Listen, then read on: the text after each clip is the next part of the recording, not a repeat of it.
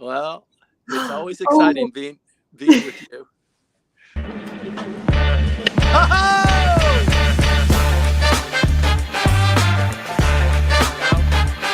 There we go. We went there. There's Maya. Oh yeah. There's Trip and Fall. There's the water coming to get me. Here comes Maya on a sofa. Oh, good morning, Timothy, once again. Apologies for me on my pushing the wrong button. Okay, so well, it's very nice to see you again this morning. I can see that there aren't people who are willing to chase you this morning on your side of the line, so that's good to know. To everybody in Clubhouse, also YouTube, Facebook, and LinkedIn, good morning. Thank you for being with us. This is Japanese Politics One-on-One, the Sunday morning show sponsored by Japan Expert Insights. It's great to have Timothy Langley again with us. And well, I believe that we're going to talk about quite a few things. It looks like domestic politics are really, um, well, they they have a lot of steam in their sails, and not only that, actually, the politicians, they are also giving a lot of attention to diplomacy as well. Well, Timothy, I'm not going to keep you on hold any longer, so I'll give you the floor and we'll continue. So thanks very much again. The floor is yours. thank you very much, Maya. I'll try and keep my briefing to 30 minutes. Good morning, everybody. Thank you very much for joining us every Sunday at 8:20, where we talk about Japanese politics. Today is July 23rd, 2023. Today is episode 128. Thank you very much, Maya, and congratulations on that. To you So, too. thank you. As Maya was saying, it's very active politically and diplomatically. The prime minister was in Europe for 4 days, then directly went to the Middle East for 4 days. We're going to talk about that. We're going to talk about what's going on within the cabinet, within the ratings of how the Japanese people are evaluating the prime minister. It's not particularly good news for the prime minister, but there are a lot of other things going on that indicate and compel us to reach certain conclusions about where the economy is going, what's going to happen with Japanese politics, what's going on diplomatically. So let's jump right into it. First and foremost, Miyazaki Hayato has released probably his final film. This is big news, I think, for everybody that's a Japan hand, everybody that's been listening to our briefings is a fan of Tonari no Totoro and Spirited Away and My Cat Kitty. No, what was it? The witch movie. Oh, you mean Kiki. my neighbor Totoro? Oh, Kiki. Oh, sorry. Kiki. Right. So all of these movies, all of they really were at the vanguard of promoting Japan as an anima, as a center for art and technology in animation. And so his new movie was just released, Maya, Friday of last week.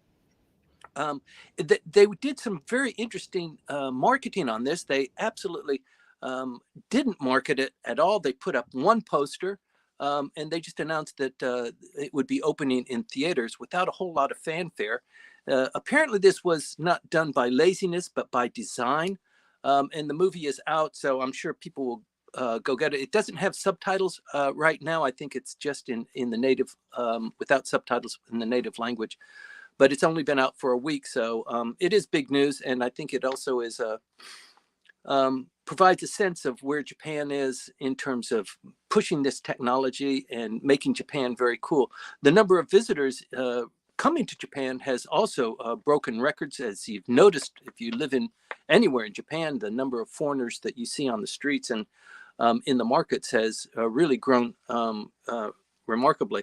The Bank of Japan is likely to act this month on the 28th. It will have its monthly meeting this month. The yen is now at 140 yen to the dollar. It was at 149, I think, on Wednesday, and then it weakened a little bit on Friday. So who knows what's going to happen this next week. But the Bank of Japan is poised to adjust their yield rate, which really is kind of like the interest rate for the United States in terms of predicting or projecting what the Bank of Japan is going to do or what the central bank is going to do. The Japanese Bank of Japan has taken a different tack than most of the other leading G7 countries in terms of guiding their economy. Japan wants to be at 2% inflation rate. It has not been at 2% inflation rate for the last 2 years. It is now probably at around 3.9%. And so the Japanese government needs to acknowledge that, because if they let it slip, when they do make an adjustment, it's going to be rather abrupt. And the new Bank of Japan governor doesn't want there to be any kind of big changes in the market. So we're looking forward to some action at the end of this month. The Fukushima water release, we've talked about that several times in this briefing. It looks like it is going forward. Not only TEPCO, but the Prime Minister, other people, international countries surrounding Japan are already preparing for this. The news is coming out about the imminent release. So probably in August, today's the 23rd. So this next week, we will be in the final stages of July and move into August. August is a slow month politically because it is capped by Obon towards the middle to the late part of the month, where among the 4 times that Japanese actually take off and have an extended vacation, this will be a time when a lot of people take off. It is also slow for the Japanese politicians. They're still kissing babies and going to weddings and meeting their constituents in anticipation of, or in expectation of, perhaps a snap election. Once the diet comes back, there's some news perhaps that probably this isn't going to happen, that there won't be a snap election. There's just too many things that take the steam out of the Kishida administration moving forward. So the Kishida administration is now suffering about a 30% approval rating. It is at the lowest it has been since the Kishida, it's almost the lowest that it's been since Kishida took office. And the trajectory is going down. And so the prime minister, the cabinet, they're looking for good things to happen, for good news. And there just really isn't a whole lot that is coming down the path. Inevitably, the Fukushima water will be released. The Chinese are up in arms. They've lodged complaints. They're doing radioactive testing on all of the foodstuffs that are coming into Japan. And they have said that if the water is released, and the water will be released, if the water is released, they are going to ban seafood from 10 prefectures coming into Japan, China, and Hong Kong. That's a pretty big hit because China and Hong Kong are the number 1 and number 2 importers of Japanese foodstuffs, seafood stuffs. So this is going to be a big hit. So there's a little bit of back and forth going on there. Similarly, with the Fukushima Fisheries Federation, the Association of Fisheries in Fukushima, they are meeting with Japanese government officials. They met with the Ministry of Industry Minister Nishimura just this last week and told him that this is going to be devastating if you release the water. They know the water needs to be released. In fact, when they release this water over a controlled period, it's going to take 30 years. They have that much water stored up. The water that has been collected from cooling the reactors or the damaged reactors, there's just so much debris and water. It's mostly water that has been treated to remove most of the nucleotides, and that their capacity is going to be full in 2024. So although they're releasing the water that has been treated, they're still collecting water. So they need to start releasing it if they're going to avoid being overcapacity in 2024. And that is the prediction. So I suspect that it will be in August at a quiet time, probably not Obon, before Obon, but there's a lot of political maneuvering that's going on there. In this meeting with Minister Nishimura, they also angled for a meeting with the prime minister. So they will be meeting with the prime minister probably this week or next week to appeal to him. And I imagine what this is going to involve is, and the fisheries in Japan, as you know, is just extremely strong. And they have a real hold on the coastal waters, the shipping, how ports are used, how the seacoast is used, and they control it very, very strongly. So I think they're going to demand some sort of concession from the central government, which would probably be in the form of perhaps subsidies. And I think the prime minister is just going, God, another set of subsidies. Where am I going to come up with this money? He's really having a hard time with childcare, with my number, with the money for the defense spending. He doesn't know where all this money is going to come from. So getting hit once again from the Fisheries Association, coming up with some sort of appeasement is going to be a real hurdle for him. So that's coming down the path. And so coming out of that into September or October, distinctly there will be a cabinet reshuffle. There are certain individuals that he wants to move out. He needs to do a, it's not a cleansing, but it is a movement out of people who have had a ministerial portfolio, so that those that deserve a ministerial portfolio get it. There is a long list of people who are waiting in line that have been elected to the lower house, maybe even the upper house, 5, 6, maybe 7 times.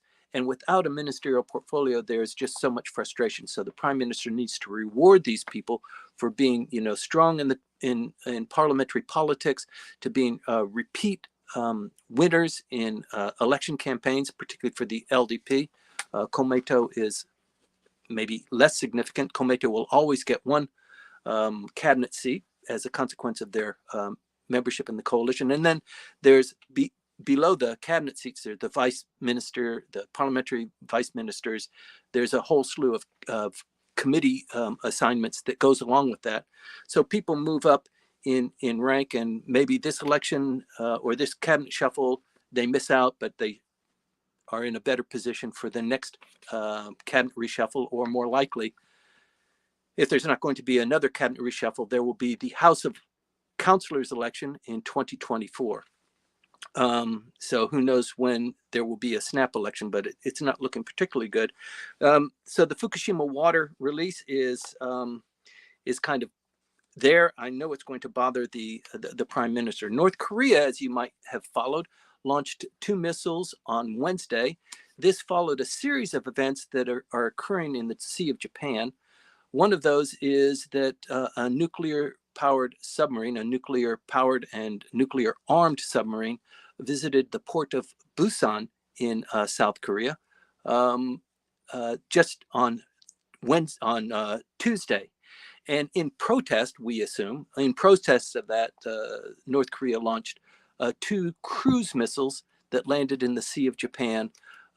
These were not particularly long distance. They're cruise missiles, and they fly from the distance that they flew is equivalent to the amount of distance they would have to cover to hit Busan or Okinawa.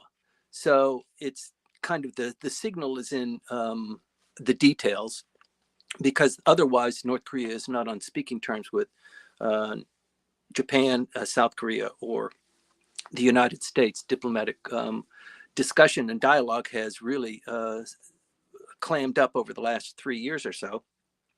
And also there was a kind of a shocking event on Wednesday, where a American soldier, private first class, 23-year-old Travis, what's his last name? Travis something or other, went from a tour group and jumped into North Korea from the tour group. Let me get his name because I wrote it down.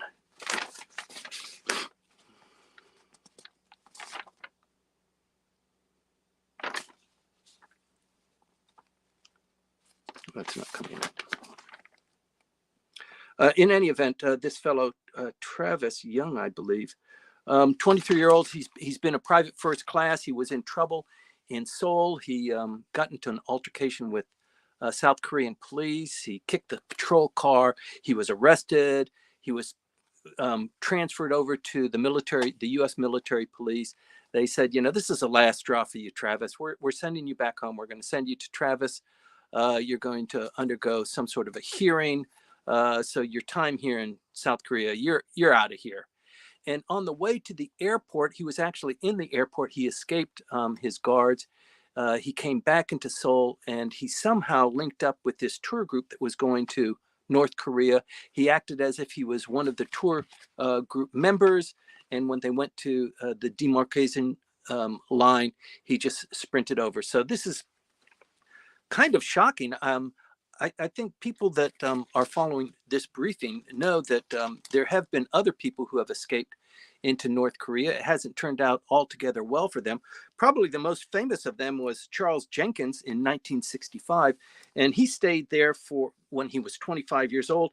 And when he left as a very old man, maybe in 2002. He got married while he was there and had children.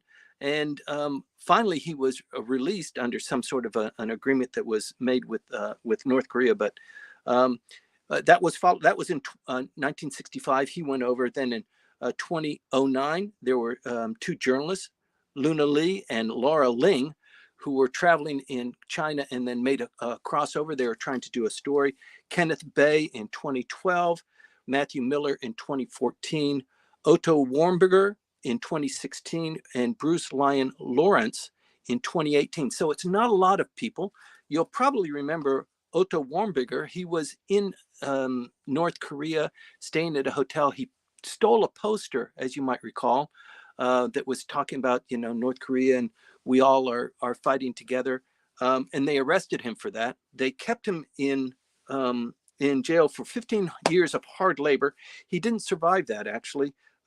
Through some sort of an agreement, he was released in when was he released? In a year and a half he was released.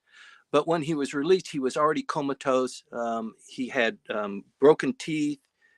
He was disfigured. He was reportedly blind and deaf. His arms and legs were totally deformed, and he died maybe 3 days after he was released. So that's not a very happy situation. So what is going to happen with our friend Travis King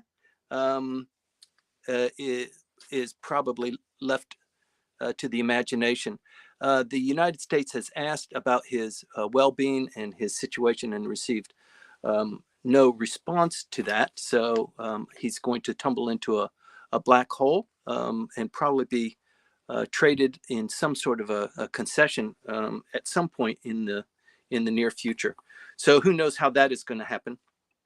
But it is very disruptive for what's going on with the missile launches, with the military drills. The other thing that happened is all last week up until Sunday, the United States, South Korea, and Japan were in naval military exercises. It's the fourth large military exercise that they had in the waters surrounding South Korea. And, also there was a couple of flyovers we mentioned last week's briefing where our dear leader's younger sister complained. She went on to the press and reported about, the next time this happens, we will shoot you down and don't intrude our airspace again. So that is being ratcheted up, and plus the naval exercises, the visit of the nuclear submarine.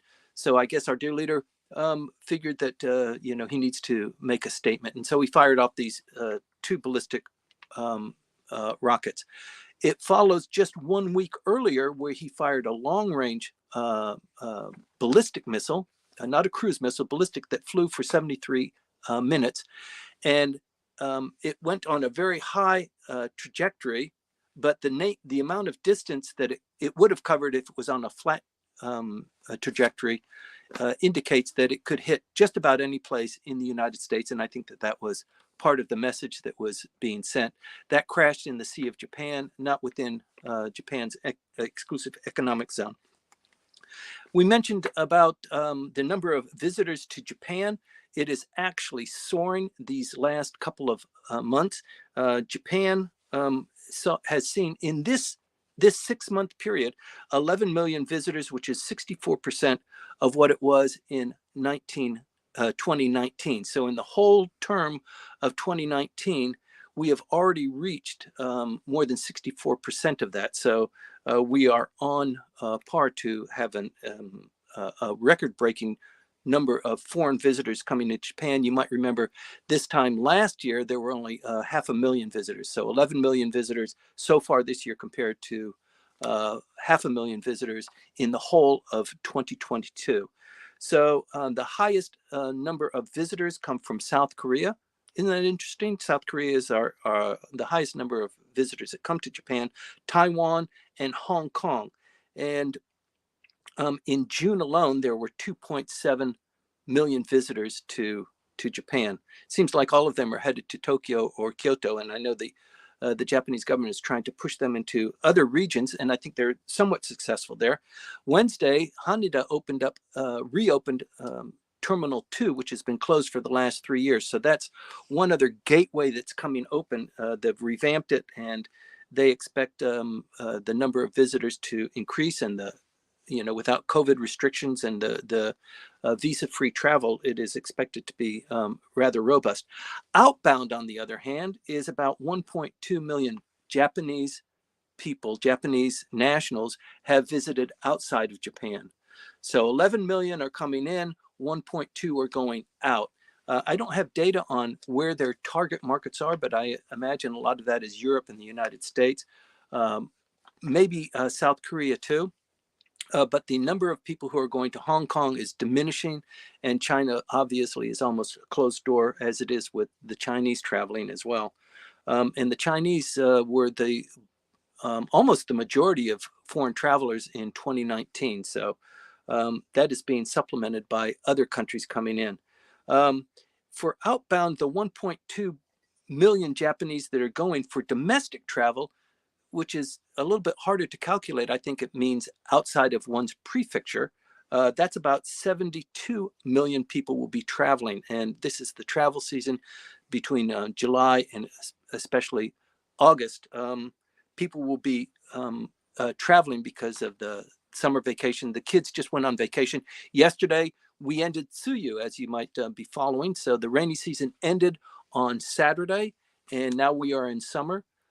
So you can anticipate that the weather will become a little bit more pleasant. It's not as rainy. There won't be as many rain disasters and floods as they're experiencing in Tohoku and in the south of Japan. But this super El Nino is really hammering Japan and South Korea and parts of India and Bangladesh, as it almost always does. But this is a particularly ravaging El Nino. So I expect that the temperatures will be higher, but it'll be a little bit more pleasant than normal without the high humidity.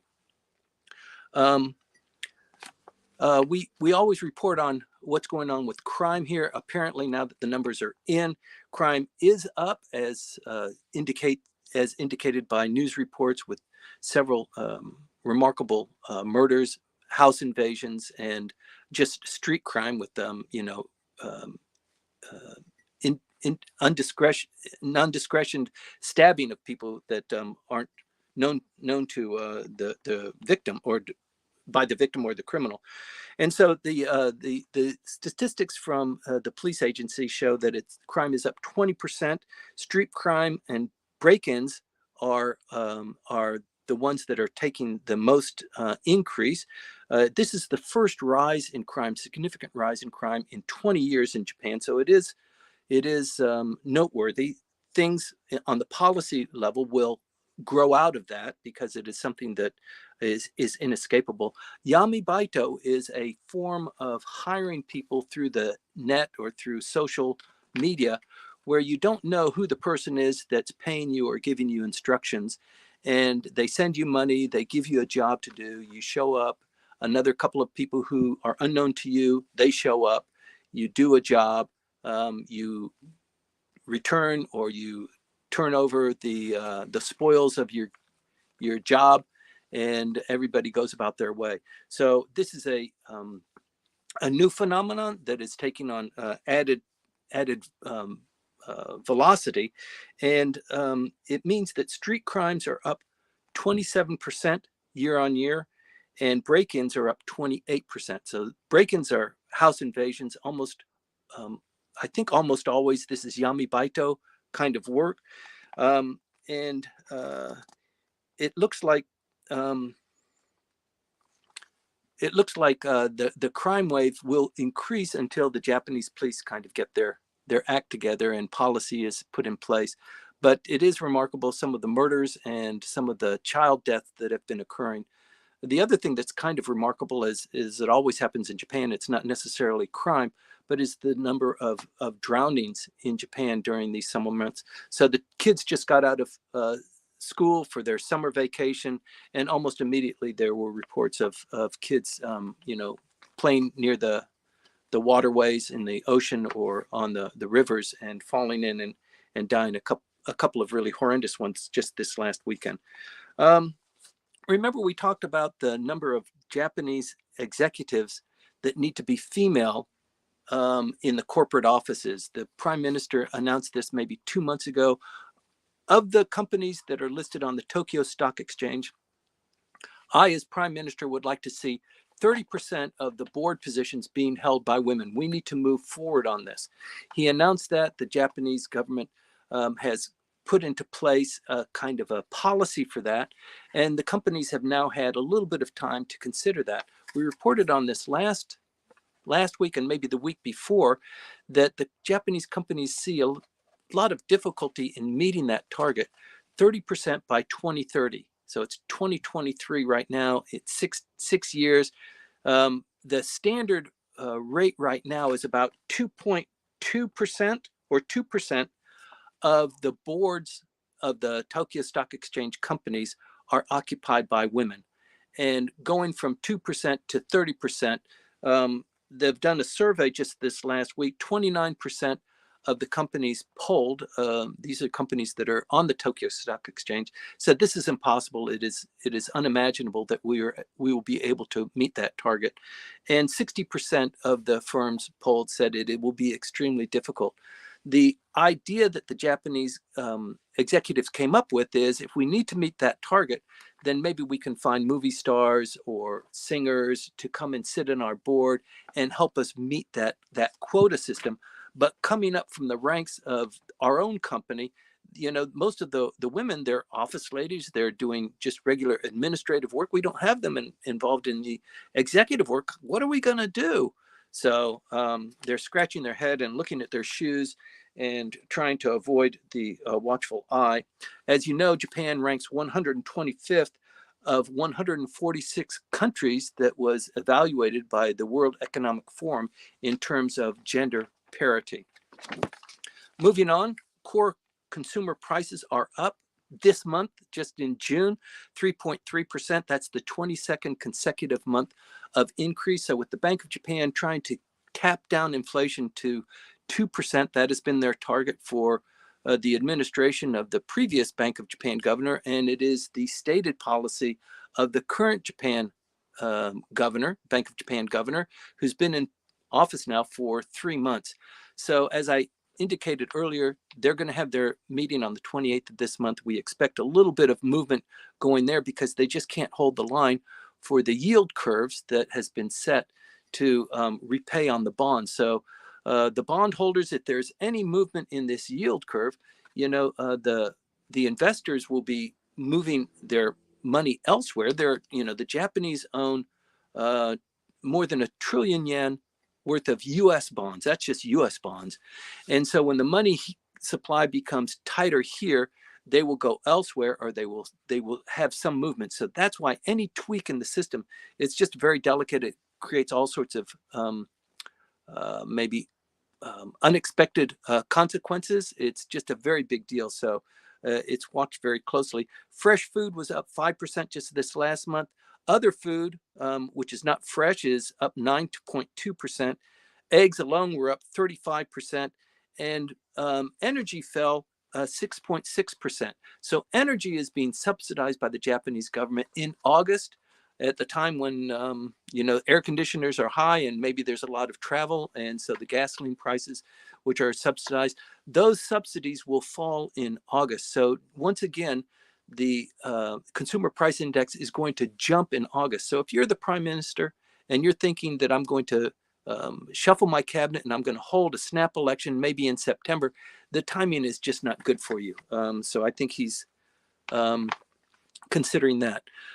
In other news, Okinawa residents have been receiving briefings on the radar defenses that are being installed in their locations. It's not all on Okinawa Hondo, on the main island, but it's in other islands that are surrounding that. And, you know, some of the islands are extremely close to Taiwan. And so this issue with creating this bulwark against China as a kind of a deterrence. So if you're going to move on Taiwan in a forceful unilateral way, we have a coalition of like-minded countries that will fight you on that, and we will defend Taiwan. It's come out, and I think it's probably an obvious observation, that without Okinawa, without Japan's participation, the defense of Taiwan is impossible by the United States or any coalition. So the star of Japan in terms of military capacity is really rising, and it is being acknowledged by everybody. The Prime Minister was just in Brussels this last week. First of all, he was in Lithuania to join the NATO meeting. They made some pronouncements there. Then he went to Brussels for 4 days of visits there. They signed 25 agreements. Memorandum of understanding in terms of economic development, in terms of military security alliance, in terms of supply chain management. So there's a lot going on. Okinawa is beginning to take a renewed prominence in the discussions that are going on there. And also, at the same time that this is happening, Russia and China are having joint military drills in the South China Sea. So the same area where the United States, Korea, and Japan are having military drills near the Korean Peninsula, China and Russia are having their military drills too. This is live ammunition, anti-submarine warfare. They've got more than 100 airplanes involved in that kind of collaborative effort. So it really is a very uncomfortable mix. You know, typically these kinds of situations, whenever there's a conflict, it usually starts because somebody made a mistake. So the scene is being set for that. And also the development of Japan as this kind of critical linchpin is beginning to take a little bit more form. The Prime Minister, as I said, went to the EU. He went to NATO. The idea of having a NATO office here in Japan, that has been considered. It will probably happen, but I think more likely than not, a coalition formed on Japan as kind of the focal point of projecting military power in the region, North Korea, Taiwan, being a valued ally of the United States, is really beginning to take on a lot of meat and bones. The thing that is preventing Japan from being a little bit more robust in that, of course, is Article 9 of the Japanese Constitution. So you can see that probably, or you can anticipate that probably there will be an incident and then a triggering of this referendum that's required to revise Article 9 of the Constitution to allow Japan to build and export dual use and also offensive weaponry. The South Koreans are also in somewhat of a similar situation. President Yoon visited in Kyiv. He went and joined the NATO conclave as well. And from NATO in Lithuania, he went to Kyiv and had a meeting with Zelensky, and they made a couple of deals. South Korea, as you might not know, is the 9th largest exporter of arms in the world. And it has so far been exporting humanitarian and defensive equipment to South Korea, to the Ukraine, and he has been convinced that it needs to be more robust. So now ammunition and airplanes are being thrown into that mix. You might know that a couple of months ago, the United States was having a lot of trouble supplying the artillery. And so they've negotiated with South Korea to supply the United States with the artillery that will supply to the Ukraine, to skip over some of the problems that the legislation in South Korea has on export of arms. So South Korea is going through a similar kind of transition that Japan is, but this is pretty big. It's pretty massive with the amount of moving parts that are kind of coalescing now. It really is telling you that, you know, this situation is getting kind of worse before it's going to get better. Who knows how it's going to roll out?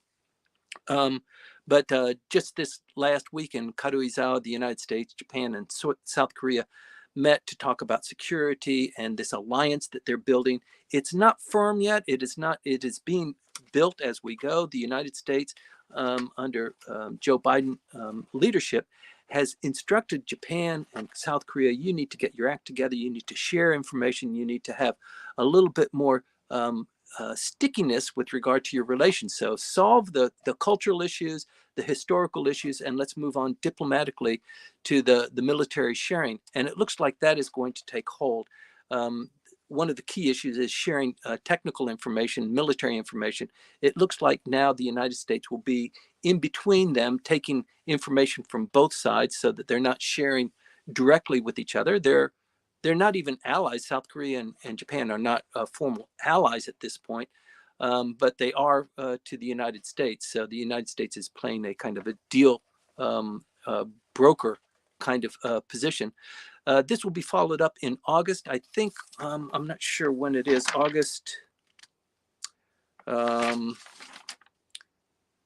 maybe 23rd. Yes, a summit in the United States between Joe Biden, President Yoon, and Prime Minister Kishida.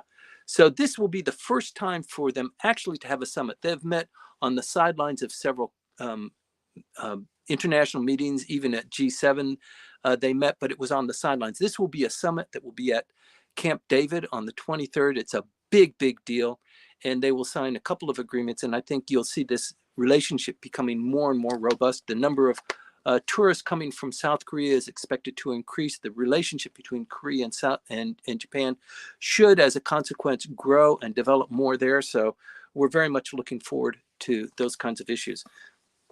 So what does the Prime Minister have on his schedule for this week? As you might know, he came back, he went to Lithuania, then to Brussels, and came back very briefly and immediately went to the Middle East, Saudi Arabia, the United Emirates, and then to Qatar.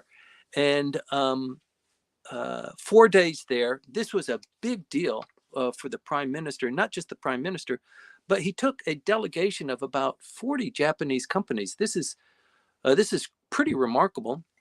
Number one, it's remarkable that he visited Saudi Arabia. So it's the first time for him to go in his administration to visit Saudi Arabia. Number two, he was in the Middle East for 4 days. That also is rather remarkable.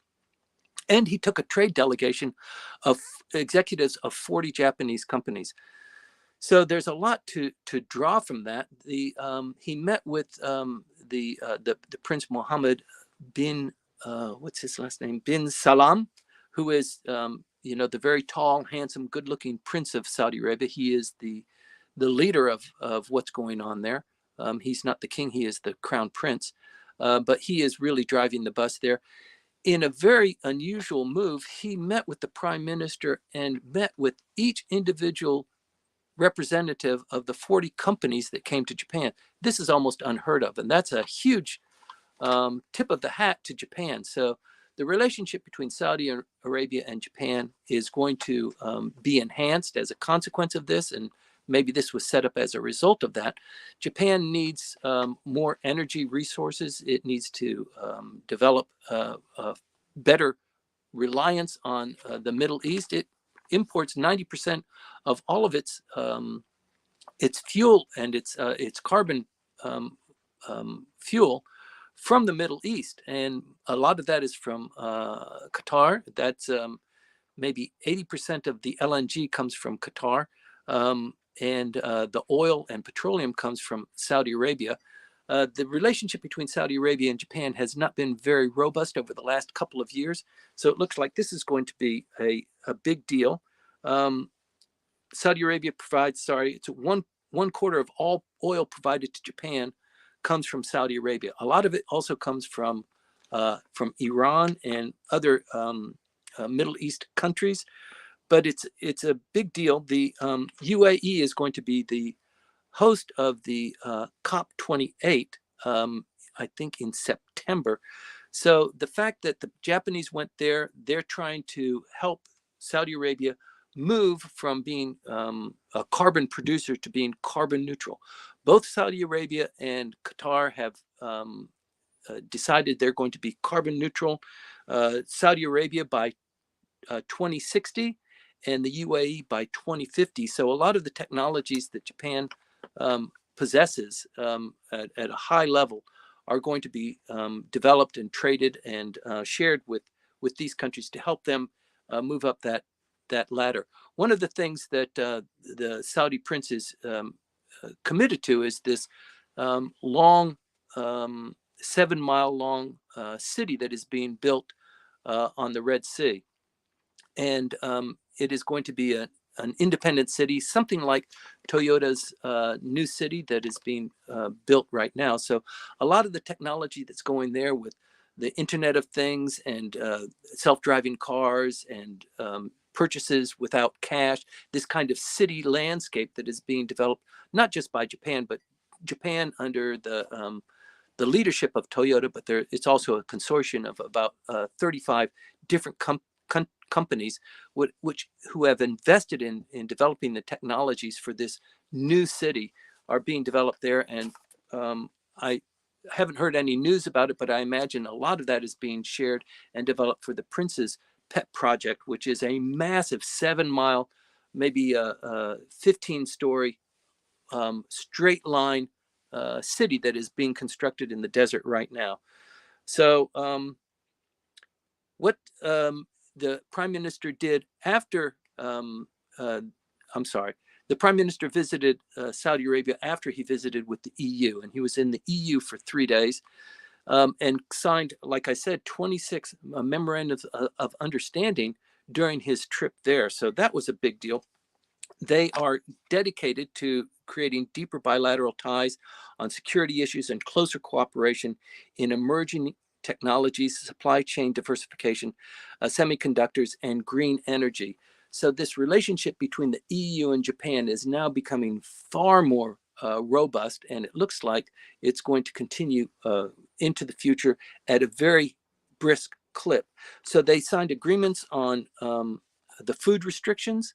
So up until now, the EU has had restrictions on Japanese food imports because of Fukushima and the nuclear poisoning that has been promoted as affecting Japanese cars and foodstuffs and that sort of thing. So one of the agreements that they met or they signed off on was all the restrictions on food imports from Japan will now be dropped. So you can see that there's horse trading going on here.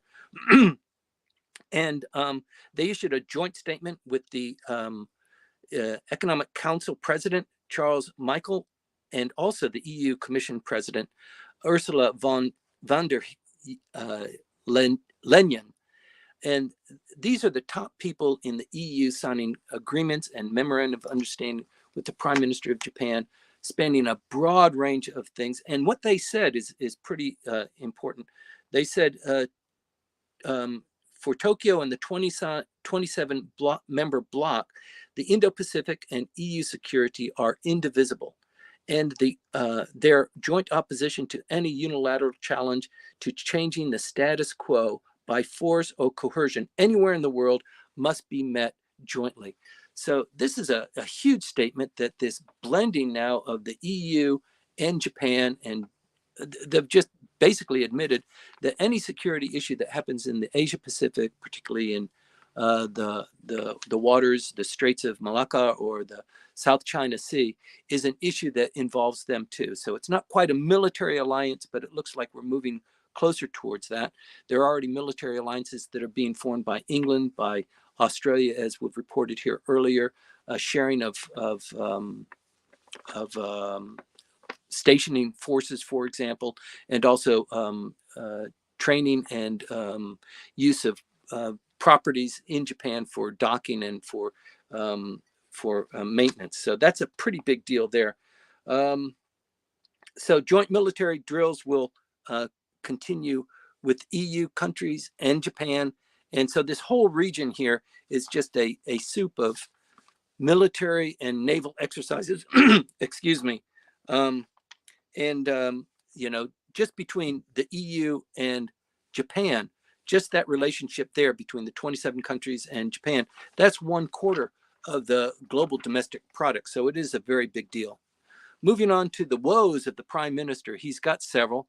I'm going to talk about the ones that are most prominent, but he's got quite a few. My number continues to be an issue. There were more leakages just this last week. Remember, I mentioned that the oversight group, which is unaffiliated with the government, but somewhat affiliated with the government, to do investigation and advise and consult and issue perhaps administrative guidance, came out with their report, their preliminary report, saying that the digital agency didn't do a very good job in responding to complaints that were brought to their attention. So here's a slap on the wrist. You need to do better here. And it looks like maybe some administrative guidance is going to be coming out of that. That report, a formal report, will be released in August. And I think one of the reasons why the prime minister is reluctant to move forward with a shift of the cabinet, or even a public comment on a potential snap election, is because he really needs to have this report coming out of the watchdog group about what the plan is for repairing the My Number system. 70% of people who were polled said they don't want to have any more with the My Number system. They want to discard it. This thing with the melding, the incorporation of the My Card system with the healthcare system, or the healthcare insurance system, is opposed by about 74%. So he's got that issue. The other issue that is really irritating him is the release of the Fukushima water that is going to impact Japan's standing with all of the Asian countries, but also with China, with North Korea, South Korea. And apparently he's solved the problem with the EU, so the food sources produced in the 10 neighboring prefectures is not going to be severely impacted, but the foodstuffs is likely to be impacted. That's for sure. The other issue, he's got a scandal right in basically in the prime minister's office with Kihara Seiji. You might remember we've talked about this earlier, where Seiji Kihara is his right-hand man. He is in the Kishida faction. He's up and coming. He's the vice spokesman for the cabinet. And he's been embroiled because his wife was involved in a murder. Initially, her husband, when she was kind of dating with Kihara, he was murdered. It was apparently a suicide, and the public prosecutor's office began to investigate that it could be a murder, the way that the evidence looked. And now they're really honing in on investigating and questioning the wife, and also questioning Mr. Kihara. And this is a headache for the prime minister. Bunshun has just been a dog tearing at the lapel pants of the prime minister on this one. It has reported for 4 consecutive weeks on this Kihara situation. Initially, it came out he was dating another hostess. He met his current wife when she was married, and she was a hostess. That she had 2 kids. She was living away from her husband. They were dating, and there was an altercation, and he died. They eventually got married. They've been married now for maybe 8 years, 7 years. And now he has another girlfriend who is also a hostess, who Bunshun reported him going to Disneyland and taking this new girlfriend and her daughter to Disneyland. So it's a big deal in Japanese politics. And so he initially got hammered on that, and then it began to snowball. So once Bunshun has you in their sights, the best thing to do is to try and get away from him as quickly as possible. I don't know anybody that has been reported on 4 weeks in a row and survived that. So the prime minister is in a pickle here because he can't really physically take a stand and say, I'm taking the higher road. I'm going to fire him from my administration. He's not going to be any longer the vice speaker of the cabinet. I'm moving him off. I'm moving somebody else in. I think he just can't do that because he had a similar issue with 4 cabinet ministers when he initially started his administration. That, of course, has never happened to a Japanese politician or a Japanese prime minister and has survived. So the prime minister took that hit 10 months ago. He's still suffering from that. So he's really in a bind. He can't release this guy. And I think that also tells us that he must shuffle the cabinet to kind of conceal that he's moving this fellow off. He's going to reappoint other committee chairs and vice parliamentary ministers and the cabinet portfolios of several of the cabinet ministers as well. So we're kind of waiting for that shoe to fall. I predict it'll be in maybe August, certainly in September it will happen. He's suffering from a 34% approval rating. Kyoto News reported that just this last week. It was 41% about a month and a half ago, and 31% is the lowest it's been in the administration of Mr. Kishida. So it's 34% now. Who knows what it's going to be next week? He is hitting a lot of high notes. He went to Europe. He visited NATO. He visited EU. He went to Saudi Arabia. I think there'll be a lot of fanfare coming out of that. He just returned, so it really hasn't. The benefits haven't hit the press so far. But I think diplomatically, he will score high. Domestically, he's a little bit weak, as he always has been. The floods and the damage that's been going on in southern Japan and also in Tohoku really require more of his attention.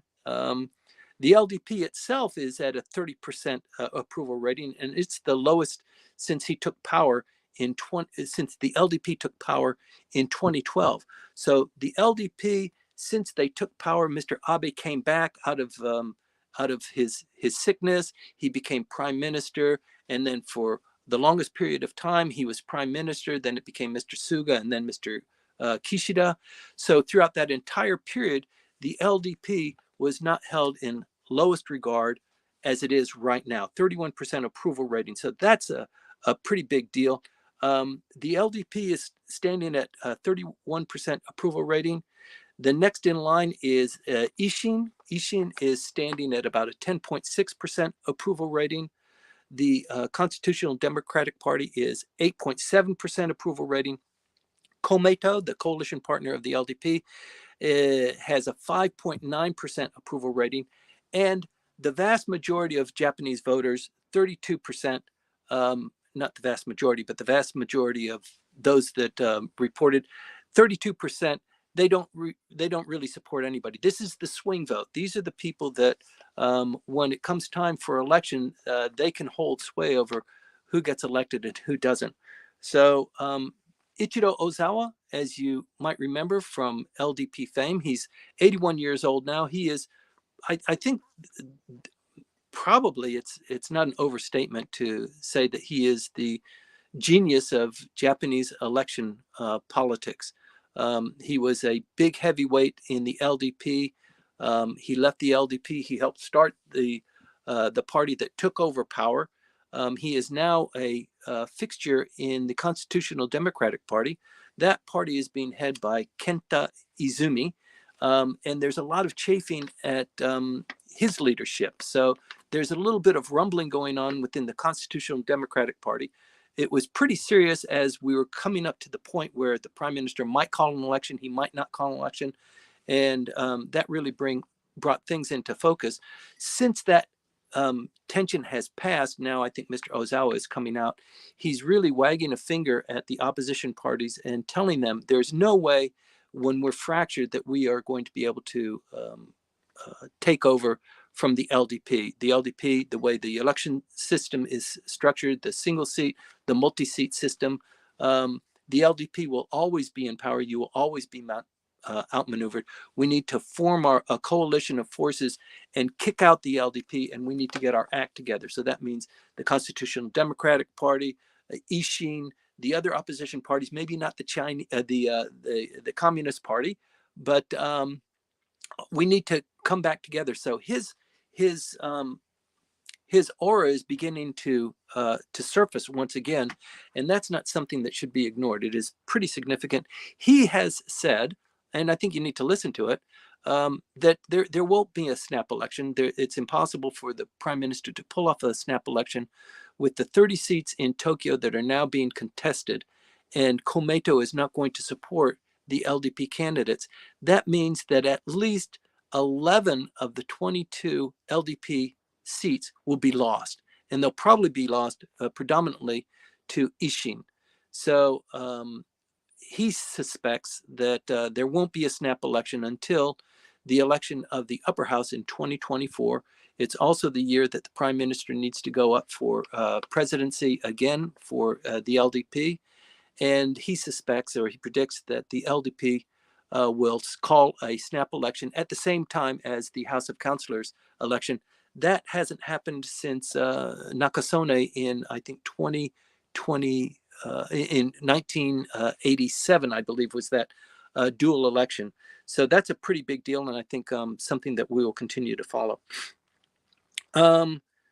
There's another issue that's kind of flaring up now. You might not have been too aware of it, but Katsuyuki Kawai was Minister of Justice at the last time there was the time before, well, in 2019, there was an election of the House of Councillors. Katsuyuki Kawai is a lower house member from Hiroshima. He is a member of the Abe faction. His wife was going to run in the House of Councillors election, and Mr. Kawai was captured or arrested for spreading money around to various people in Hiroshima, councilmen, members of the various wards there, and encouraging them to vote for his wife in the upcoming election. So he was arrested. The amount of money was about 30 million yen that had been distributed to different people. The public prosecutor's office went in, they arrested Mr. Kawai. They eventually arrested his wife, who was also implicated in the bribery scandal. They were both arrested. He resigned from the cabinet, obviously, and gave up his badge. So now it comes out that the public prosecutor's office has been working with the people who were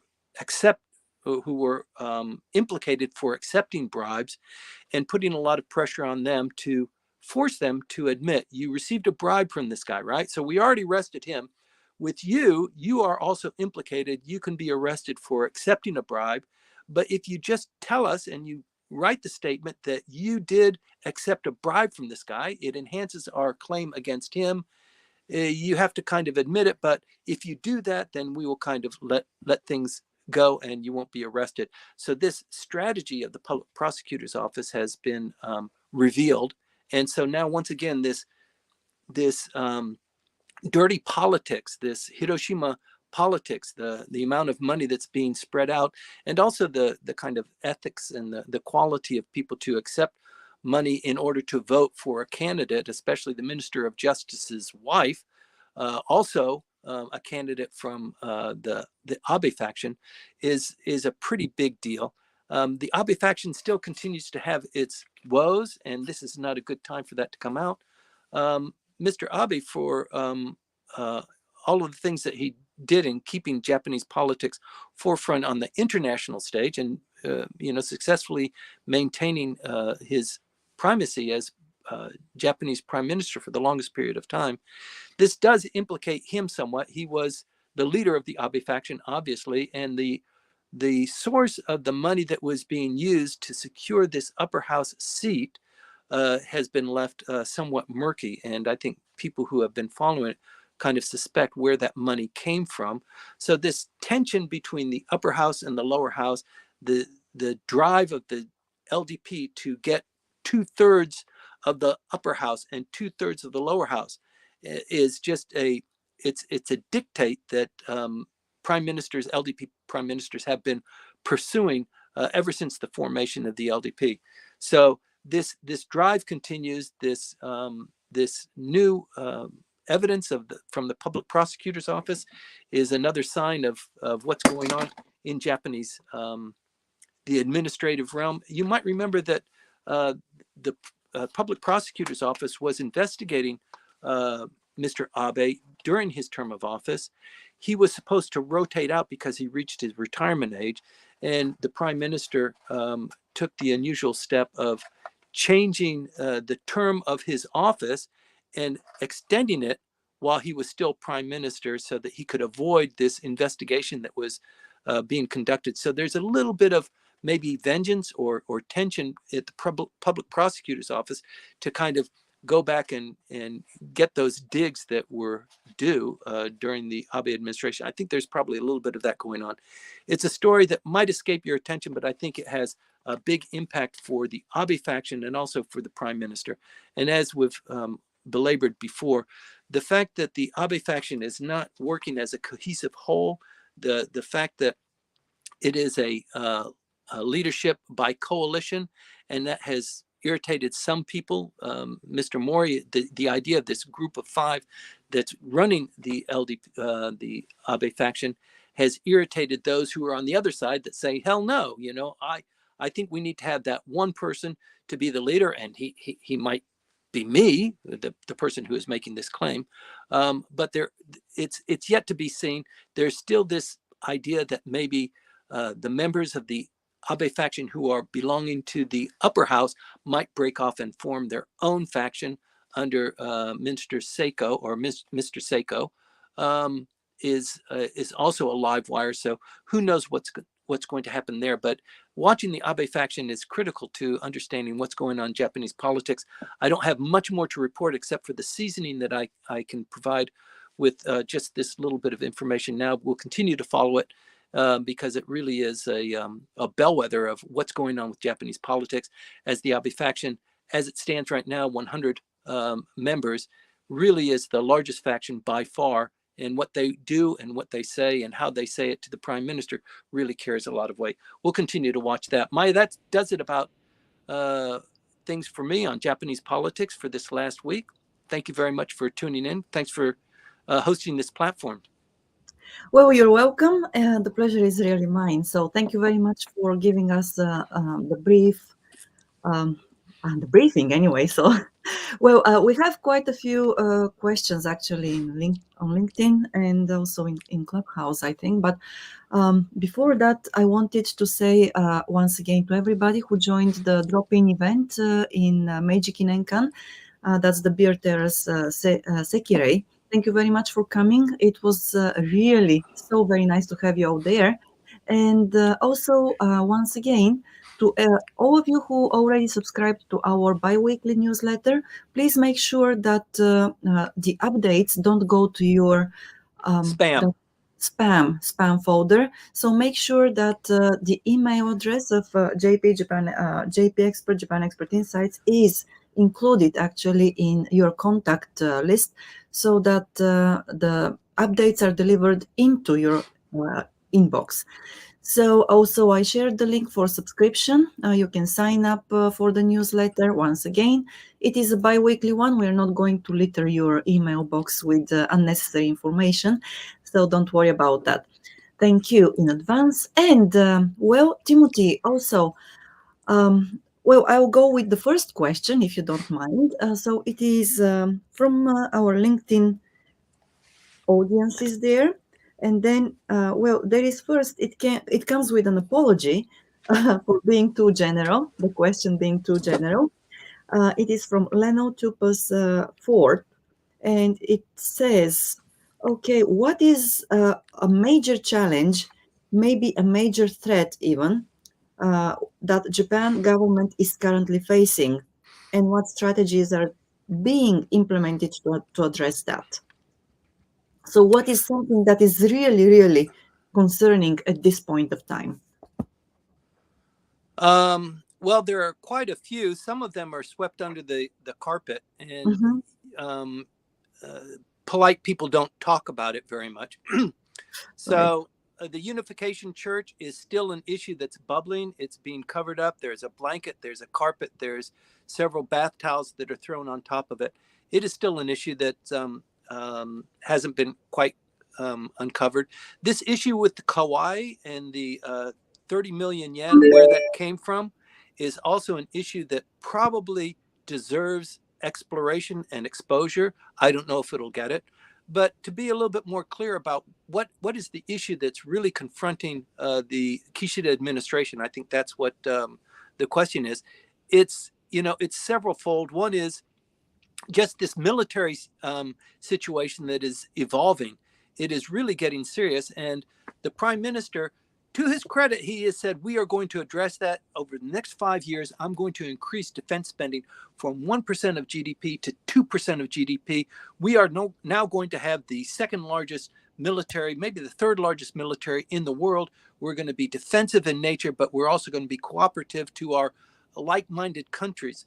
That needs to move forward. But he announced just this last month that the tax revenues don't really justify this increase for 2025. So he's backing off a little bit there. That is a huge issue because the United States is already going forward. The British, the Australians, the South Koreans, they're already contributing. So it's a, go forward and then step back. And it's not a very good signal. The other thing that is kind of a existential crisis for the Japanese is the population decline and the reaction of the Japanese government to take care of that. So the administration has claimed that they're going to devote several billion yen to addressing this issue over the next 3 years. So the amount of money that's being devoted to that is almost the same amount of money that's going to be devoted to the military increase. So over a 3-year period, to encourage and engender people who are of marrying age or of birthing age to consider, having a better outlook and having children. So that's I think a crisis that the Japanese are confronting almost on a daily basis. And then finally, the yen rate, what's going on with the economy, how the Japanese people are getting paid, what their salary is, what their productivity is, how the Japanese can continue to be an export market so that they can generate better revenues. I mean, the predictions already are that South Korea will eclipse Japan in terms of GDP. And that's huge for Japan to be the third largest economy in the world currently, for it to fall to such at a precipitous rate over the next 7 years. It is just a huge issue. So those are kind of the top of the line issues, but I'm sure there are others that are just as significant, just as important that maybe I've missed. Yes, thank you for that. It looks like there is never just one issue, really, because a lot of things are happening at the same time. So thank you for the response, Timothy. And so I also would like to invite Gabor, if you're there. Would you like to come up on stage and share, your question with us? In the meantime, Timothy. So Yes. I'm curious, actually, you mentioned, you talked once again about what is happening in the Abe faction. And we know that Mrs. Abe, she actually, last year she refused to become the head of the faction. And she had a recommendation for that position. However, it was not realized. But then following up, now we heard there was some news that she actually went to Taiwan last week, and she met the president and vice president of Taiwan. So I wonder what is the point there, because obviously she is not an active, let's say, member in Japanese politics. She tried to distance herself from the politics, the political stage, and still she actually does, Yeah. I mean, what is the game there? What are your thoughts on that? I think part of it is just the faction, the Abe faction, has a close relationship with Taiwan, and they don't have they do have a spokesman. So you might remember that Yohei Kono, who used to be the Speaker of the House, went to Taiwan, went to China, in fact, and so to show and to reveal how close the Abe faction is with Taiwan. And it used to be that Mr. Nikai was very close with Taiwan. There are a couple of individuals at a high level who have this very close relationship with Taiwan. And I think probably with the blessing of the Abe faction, they unveiled a statue to Mr. Abe. You know, Japan doesn't have a statue similarly of Mr. Abe, you know, with his arms stretched out, you know, I think a bronze life-size statue of him. So I think she just went there to reaffirm Japan's commitment to Taiwan without it being an official commitment, because that, of course, would, you know, anger the Chinese. So maybe that was one way of doing it in a kind of an underhanded way. But, you know, the relationship between Taiwan and Japan is so important and so strong. But, you know, China is Japan's #1 trading partner. Mm-hmm. And I think, you know, that they're dancing a very delicate step. So this trip of the prime minister to Saudi Arabia, in fact, it's the first time for him to do it in his administration. And it's the first time for the prime minister to visit the United Arab Emirates in 10 years. So China moving on very quickly with the Belt and Road Initiative there, Japan not being much of a player in that realm. Now they're becoming more of a player.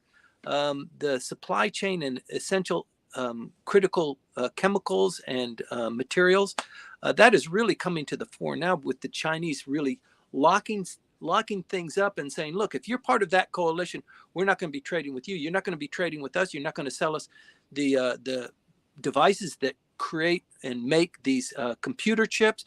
You've stopped that. So we're not even going to be selling you the gallium, the chemicals that are necessary, that we have maybe a global lock on.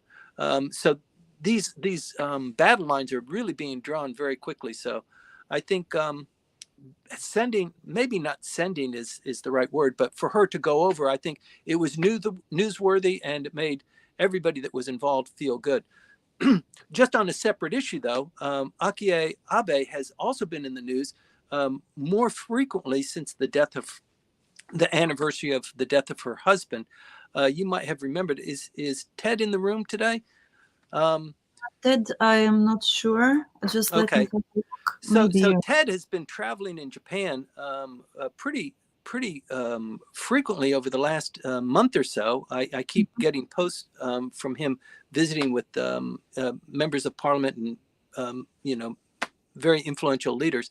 But Akie Abe also went on the record this last week talking about the relationship of Jews and the Japanese. And if you're not very familiar with that, the relationship between the Jewish people and the Japanese is a very intriguing, very interesting situation that spans, you know, at least 1,000 years, that has been delved into by certain researchers and analysts. And she was going on about that. I think that issue, I'm not competent to talk about it, but it is an issue that is intensely interesting to me, that this history of the Jews in Japan and the Japanese relationship with Israel is such a critical element. And that's why this trip with Saudi Arabia was so important and so key. So something to look out for, but I think the real impact won't come out for another couple of weeks, but we'll continue to report on that. Well, thank you for that. And well, we have also a question in Clubhouses, another one. So this time it is from David, and it says, given that PM Kishida did not visit the British while over in the EU and Middle East, do we take this as a snub to the UK, or is this simply Japan choosing to interface with the UK on defense matters via NATO and on trade matters via the revamped CPTPP? Yeah, I don't know. You know, Zelensky fired his ambassador to Britain. There were some comments that he made. He showed up at NATO as well. He said, "Come on, you guys, you let Ukraine join NATO right away. Let's go, hurry up." He also made some other kind of derogatory comments about the lack of funding, the lack of you know, initiative from the EU in helping him win this war against Russia. And the ambassador, his ambassador to England, made some comments. He was fired immediately. So maybe the prime minister, it wasn't on the schedule for him to visit, but 4 days in the Middle East, I think his schedule is already packed. I don't think this was a snub by any stretch of the imagination. I think the Japanese and in fact the prime minister already have things shored up pretty well there. There are a couple of military and naval agreements that have already been signed. So I think the relationship there is on par. I don't think the prime minister needs to visit every time he goes to Brussels to stop in and pay his regards to the British prime minister. Right. Well, thanks for that. And then another question that I would like to ask you actually is about Ishin no Kai. So they seem to have been very active diplomatically too, if I can say that. I mean, Mr. Baba is planning actually some trips overseas. Do you think that, well, those trips, overseas trips, are going to improve their rating from now on as well? Because you mentioned that their rating at the moment is 10.6%, but are they aiming at actually, getting it higher by going overseas and, just being in the news more than they are at the moment? Okay, so as you know, I worked for a member of parliament many Mm-hmm. years ago. And this period during July and August is kind of the only time where they can go on a junket, they can travel, they can go on a delegation, they can visit other countries because the diet isn't in session. So I went on several missions with my boss to many European and American states during this period of travel season. So the fact that Mr. Baba is traveling at this time, it's not unusual. Most of the Diet members, if they have any kind of wherewithal to do that, they're joining that. And I think for Ishin, Mr. Baba is not known for his international prowess. I don't even think he speaks English, although he and I worked together. He certainly didn't speak any English when we worked together in 1987 during election campaigns when he was first getting involved. But when I met him the last time, we, of course, only spoke in Japanese. We were surrounded by other people. So I don't know. But I think one of the things that he needs to burnish is his presence in the international field. And I think at some point in time, probably quickly, Ishin needs to be in a position to describe who they are, what they stand for, why they are a party of choice, and why they are a, um, a good alternative to what the LDP has been presenting. Knocking the LDP off of its power position is a really difficult thing to do. They have the sweet spots. They have they're running the government. They have all of the cabinet portfolios. They've got everything with Keidan Ren in their pocket. It's very difficult for them to make any kind of headway, the opposition parties. And that's why it's so important for Mr. Ozawa to come kind of out of the woodwork. He's been there all along. He's just been awfully quiet. But I think with the friction that's going on within the Constitutional Democratic Party, he sees an opportunity. And he said himself, he's 81 years old. This is his last hurrah. He really wants to push this one through. So I think it will be an interesting next maybe 20 months. This time next year, it's still not going to be an election cycle for prime minister or for the upper house. I think it's a little bit later in the year, towards September. But I think you'll see a lot of alignment of forces there. And if Mr. Ozawa has his way, there will be a firmer joining of forces in a coalition.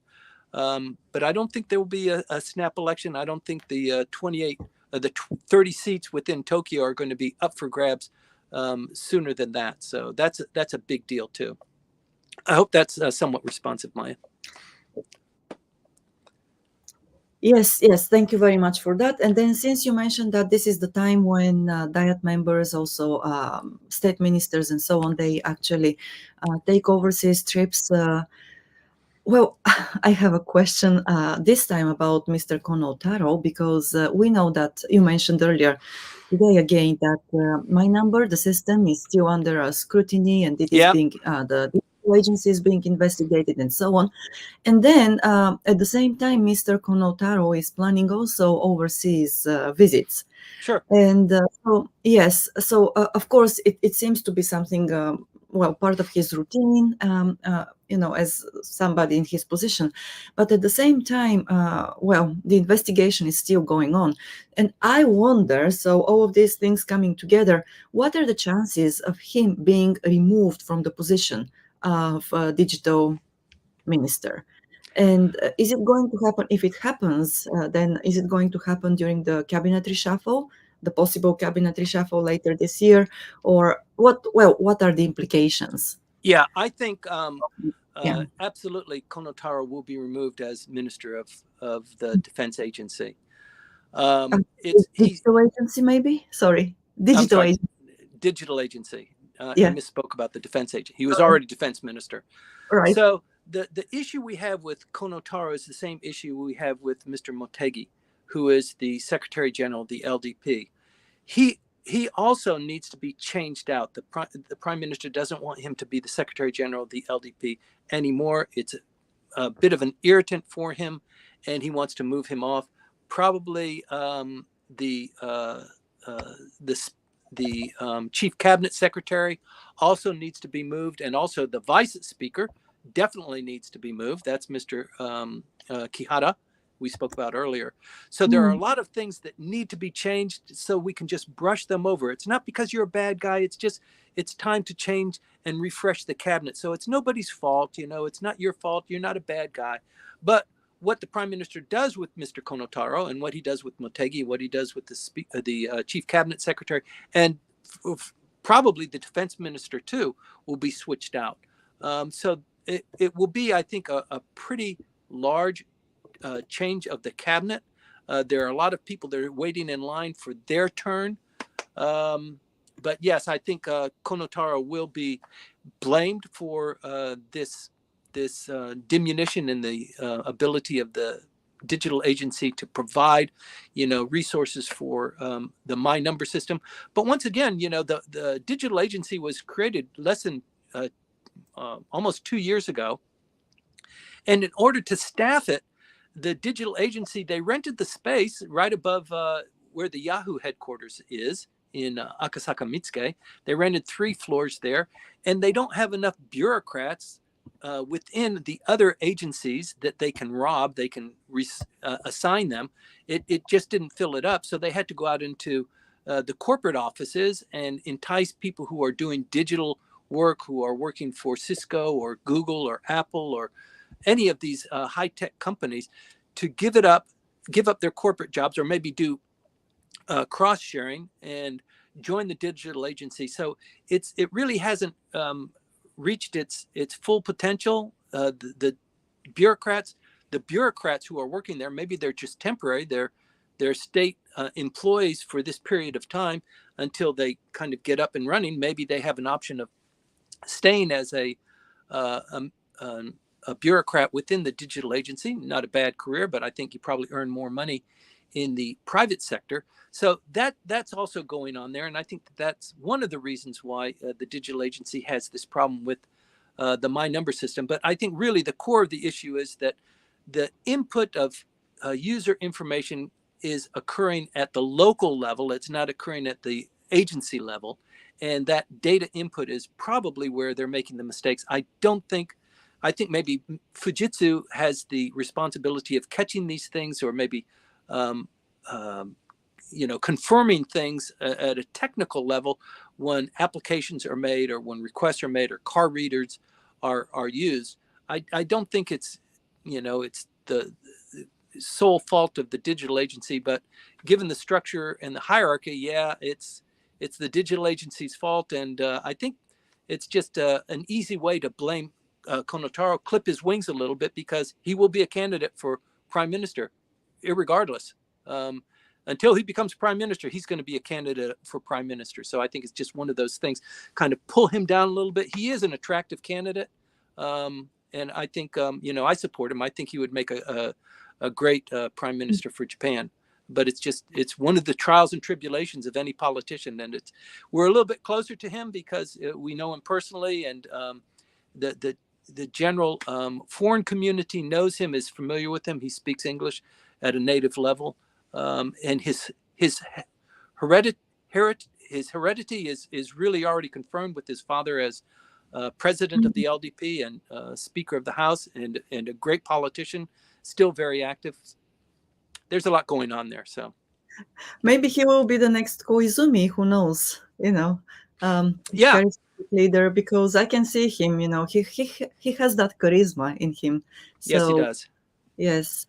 Well, let's see what happens. And sure, he's not going to be a prime minister in the next 2 or 3 years. So I guess No, that's why. you never know. Okay. You never know. Mhm. There will be a challenge for a prime minister. Mr. Motegi will definitely throw his hat in. So it might be a 3-way race or 4-way race. Mhm. Yeah. Mr. Motegi is the head of his faction. Right. That's something that Mr. Taro Kono doesn't have. He is not the head of his faction. That's Kono Aso Taro's Right. role. Yeah. He's the head of that faction. He doesn't really get the endorsement of his faction head, but still he throws a lot of weight. So it remains to be seen. Okay, thank you. So going back to the quota of women on Yes. board positions. So here we have this from Hiroko Yoshida. So she says, I'm happy to hear that the quota for female executives on board is there, for the listed companies. But I hear that the companies can have female board directors out from outside Yes. of the company. And so does having outside executives meet the requirements? It Oh, does, it but does. it doesn't quite do the trick. So Mm-hmm. there are a couple of they sit in kind of independent roles. There are several people in the community. I sit on a couple of boards myself. So there are company executives who become board members because of their hierarchy or their terms of service or their age or whatever. But they Mm-hmm. also have independent outside board members too. And I think to meet the quota, the companies, I think that the desire of the prime minister is promote from within, get these women out of administrative roles, get them from bucho level to director level, start promoting them. You've got 6 years to do it. 30%, you're at 2% now. What the hell? Get cracking. But it's like with a lot of things from the prime minister, there's no teeth here. He didn't say that there will be pain to be had if you don't meet that, but I think it is a directive. And I think eventually, as we get closer to that date, there might be kind of benefits that will be ascribed to certain companies who have met that, and then they'll be showcased and they'll be promoted in the press as real champions of change. So I think there'll be a lot of that, shaming and blaming. But yeah, I think it's hard. I mean, 29% said it's impossible. We can't meet that. We can't hire enough movie stars to be on our board, and we don't want that. We don't want to share our confidential information with these yucky people.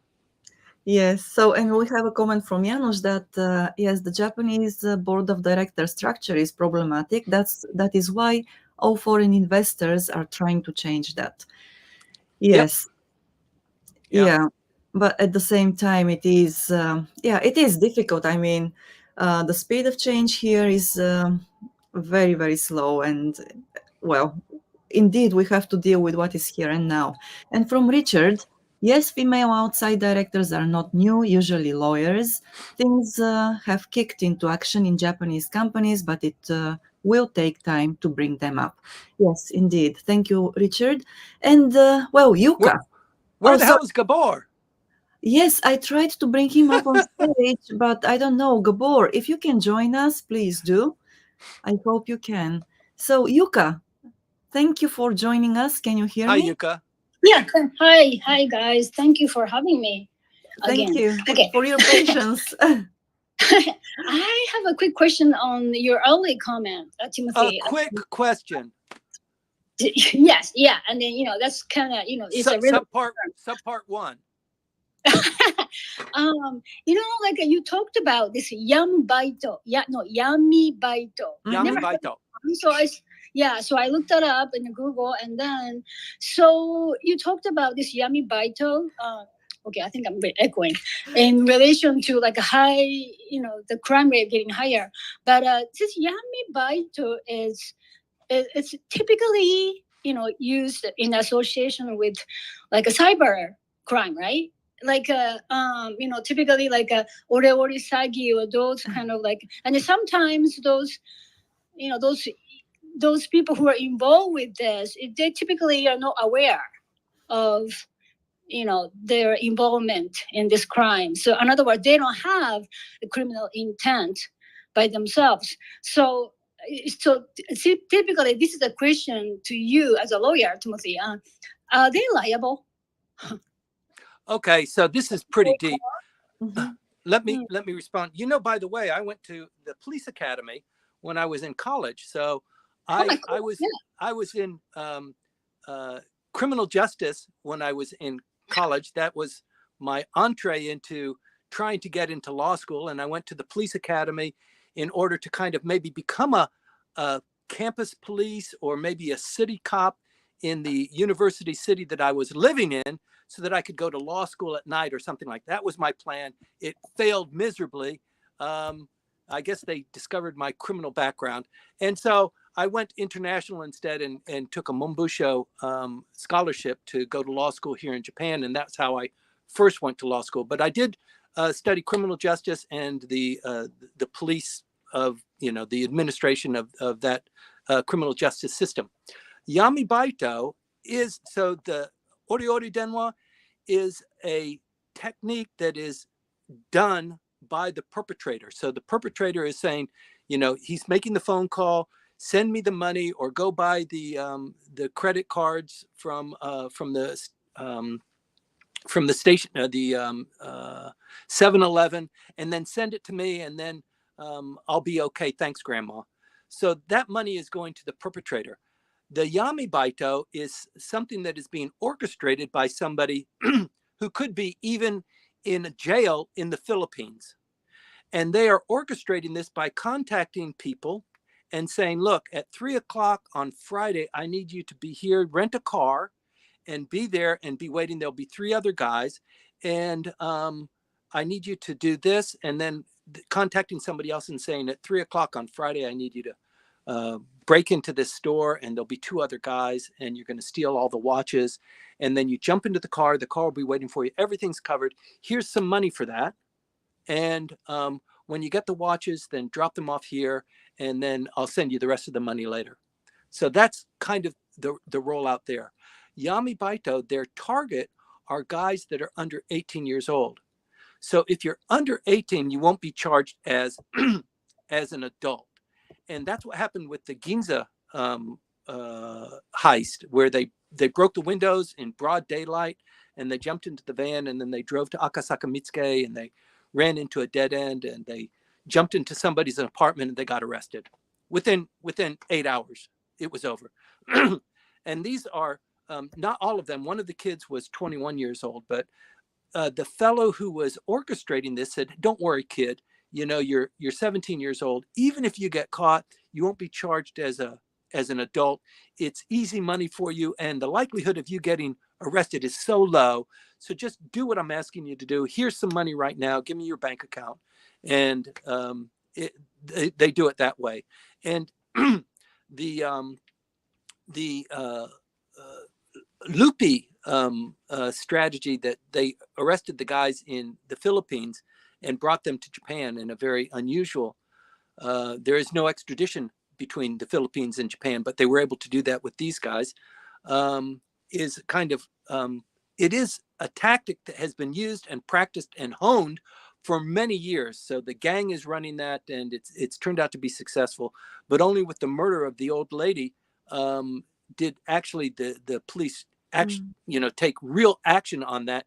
And and solve the issue, but it is something that is still going on because it's easy money, and it's although there are some magnificent failures, there are enough successes. I mean, these guys in the Philippines generated millions of dollars. They shared it with the people that were supporting them in the Philippines and their girlfriends, and that money is all gone. But there was a lot of trafficking there. I hope that's somewhat responsive. Yeah, thank you. No, I thought, okay, so you're saying that those kids who were involved, they knew they were committing some crimes. Yes. So, Yeah. Okay, so they're being, so you're saying though they're not going to be punished as an adult. Do they have to send? Are they going to have to go to like a juvenile? Yep. Yeah. What kind of institution Japan has, but Yeah, they'd be sent to juvenile court or to juvenile detention and then released. Maybe they'd have to pay a fine, but it's not as serious as being an adult. Okay. All right. Thank you. Because I didn't know this term. So yami baito is my new word. Thank you. Yami baito. Yeah. Dark part-time work. Yes. Right. Thanks. Yeah, thank you, Yuka. Yes, okay. And Timothy, Gabor, just before I go to the next question, Gabor, I invited you on stage once again. I think that you should receive a notification on the top of your screen, and just if you click on it, you should be able to come up, join us here. I don't know why it is not working today, but yes. Okay, so while we wait for Gabor to come up, the next question is from Ocean Dimonte. It's yes. Yes. So thank you, Timothy, for the great answers. And then, do you think that high inflation, raising unemployment, and weak yen might drive Japan to tighten monetary policy before 2024? What impact might this have on the manufacturing and export sectors in terms of GDP growth?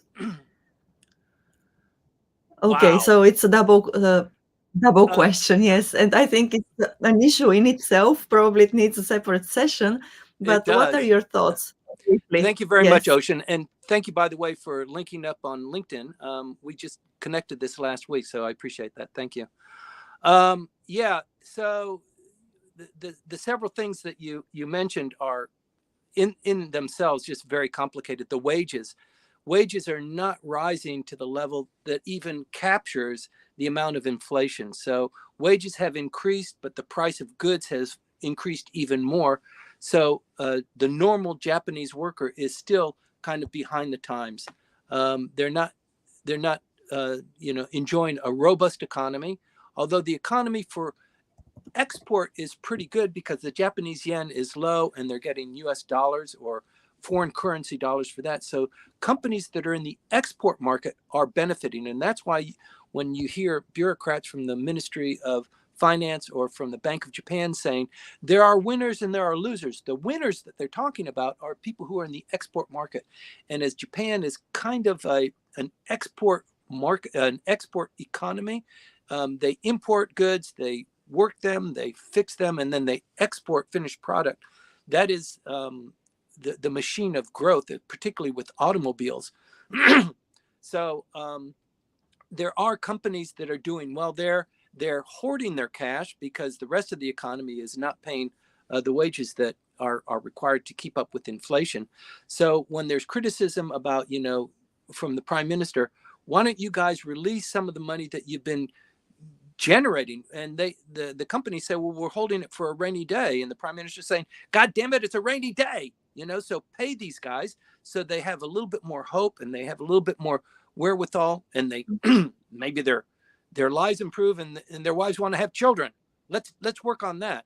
But I think that's only one half of it that you've mentioned is, and it deals with the yen dollar rate. So the dollar is now at 140 yen to the dollar. And it was 143 this time last week. So there is some real fluctuation there.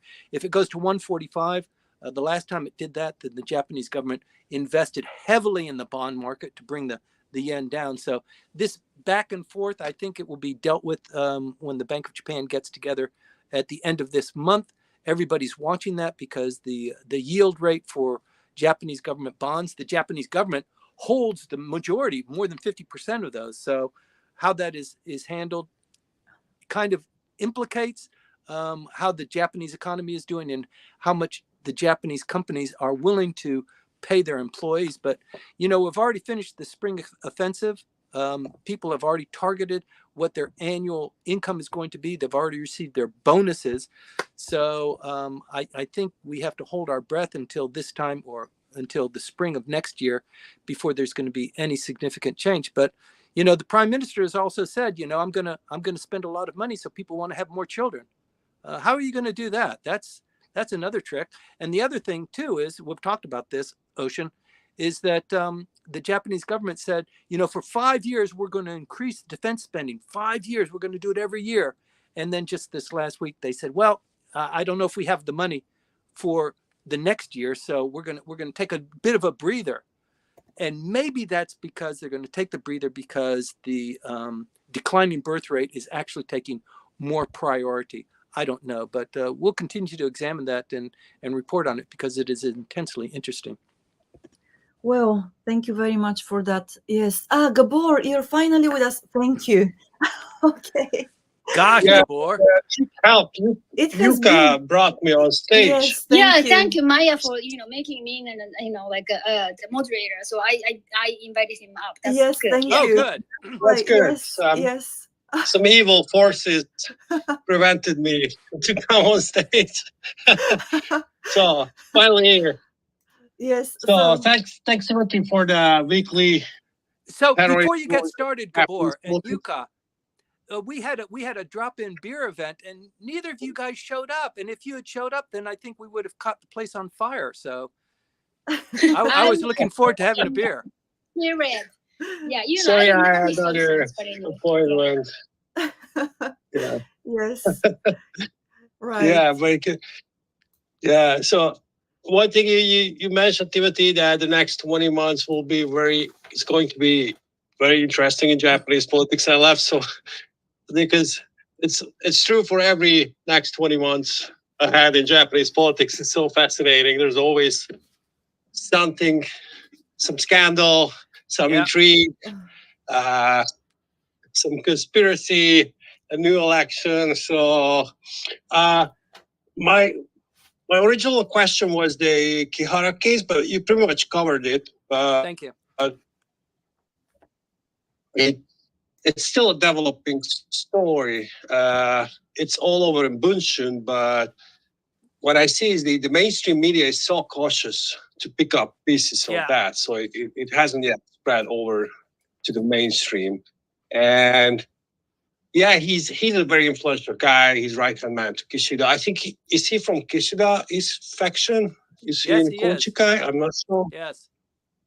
Yes. And he is deputy chief cabinet secretary, but a lot of people say that he's the real engine in the combo. And more influential than Matsuno. And I was wondering if this story brings down Kihara, it can have long-term implications, especially for Kishida, right? Well, the fact that it's in Bunshun, yes, impacts the prime minister. However it rolls out, the fact that it's in Bunshun is a real detriment. And the prime minister has exercised real temperance by not moving more aggressively on Kihara. Most prime ministers would say it's too hot, you need to move. And the crime that is being investigated, just to give a little bit of flavor here to the rest of the crowd, the crime that is being investigated, his wife now was married to this guy, 2 kids. Yes. They were separated and she was living with her parents. And she took the kids with her. And as many people know, this child abduction that happens in Japan, it is a horrible part of Japanese society. It really impacts foreigners who get married to Japanese, and somehow they've disappeared and nobody will help you. The police won't help you. The lawyers won't help you. The family courts won't help you. And it's a really terrible situation. But it's a terrible situation for the Japanese as well. And that was the situation that they were in. And her husband, who was, they were separated. She was living with her parents. He went to visit the house because he wanted to pick up the kids. He wanted to pick up the kids, maybe forcefully. He was sick of it. He went there, and apparently, Mr. Quijada was there at the same time. And there was an altercation. Really? There was So an altercation. Quijada and the lady were already together when they were already together. They were already together. Oh, I didn't know. Okay. Yes. That's an important element. And he was found in an adjoining room in her family's house with a slit into his neck and the knife nearby. Yeah. And the father found his son. He was dead. The knife was there. He went outside to call the police, and somebody mysteriously walked past him, a Japanese male. He didn't get a good look at him. So that's part of it. And the Mr. Quijada was imposing himself on the public prosecutor's investigation of this crime, and they came up with the theory that this is a suicide. And the guy killed himself. So let's put that to bed. That's been going on for 7 years. And the family of this young man, he was like 25, 26 years old when this happened, were complaining to the public prosecutor's office. We need to have a solution here. What in the hell's going on? The case went cold for 6 years. And so finally, I think Bunshun sniffed it up as a consequence, maybe as part of a plan to diminish this guy. He's on a rising level. He's a good looking, he's a great politician. He's the right-hand man of Mr. Quijada, as you pointed out. And now he's got this dark history. So as we all know, having these kinds of scandals is a huge tool. It's a weapon that can be used in bringing the prime minister down or bringing the cabinet down, changing the guard, diminishing somebody. It's a very successful, tried and true tactic, and Bunshun is the vehicle that it is exercised in. So yes, this suicide has now become a little bit more revealed as it might have been a murder. And if it's a suicide, you already know who the culprit is. It's the guy who killed himself. But if it's a murder, then you have to have somebody who actually did it. And it wasn't the wife with the 2 kids who was terrified and trying to hide the kids from the husband who wanted to see his children. So sorry to get a little bit emotional about it, but that's the flavor of it. Oh. Yeah, so it's a time bomb for Kishida. Yes. We don't know where the story will lead. But it's very interesting. The mainstream media is very cautious to get into that never happens in the United States, though. Yeah. Right. Well, Gabor, I believe... Yes, sorry. Go ahead. No, Gabor is getting warmed up to what his actual question is, which he already knows the answer to. So go ahead, Gabor. No. Yeah, you mean snap election? Mm-hmm. Wow. Yeah, I saw you looking very handsome with your lunch with Mr. Taniguchi. Congratulations with that. Oh, so yeah. You're on the roll too, Gabor. Like a history lesson. Yeah. Right. Yeah. It was a history lesson. Such a great guy, and told me fantastic stories how he's working. He was speechwriter for Mr. Abe. So yeah. Yeah. And author of many legendary speeches, and he told me stories around it, how he became a speechwriter, and what was the working relationship, how these speeches actually evolved or were born. So it was a very interesting talk. I've known Taniguchi Sensei for many, many years, and he's a great guy. He's very knowledgeable, a very nice man. Great. Gabor, I just wanted to tell you, you probably already know, because you mentioned that the mainstream media do not actually write about such scandals. We had a very informative talk with Lori Vesselhoff, actually. Right. Yes, 2 months ago. Yeah. And she Mhm. does research about Japanese media, how the news is reported there, and so on. And that audio, it is recorded and it is on YouTube, Japan Expert Insight, so you can find it there. Oh, good. I'm gonna Yes. look up. I'm Yes. gonna look up. Yeah, I'm gonna look it up. you can Yeah. find it there. It's really informative, and it will give you a lot of information about why things are reported in the way they are.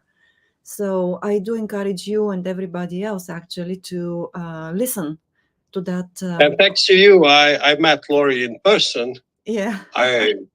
For many months, she was an icon on Clubhouse Right. to me. And Yes. Yes, she has done a lot of research in that field, and also some other fields about Japan and politics, of course, but also social issues and so on. So if if you find that, I think that it's easy to find that talk on YouTube, and also to everybody here, you can of course, I encourage you to connect with her on LinkedIn as well. Yes. So thank you very much for that. And it looks like we have actually come more or I don't less know to if the end Gabor of is the. finished though. Gabor, apologies for that. I could go on for hours with Timothy talking about politics. Then I just pick one more thing, Go if ahead. I can keep you Yes. away from your boat or from your Sunday. I missed this story, but thank you for mentioning it. It's very interesting that Ozawa Ichiro, who's an icon and a legend and a piece of history in Japanese politics, he's moving again. So it's final battle thing. Is he working on a new structure on the opposition side? Or I believe what is this I believe final he battle is. called? I believe he is. There's tension within the Constitutional Democratic Party, and there are some big heavyweights there. Oh yeah, I was in the election. Yeah. Yeah, Yes. and Yeah.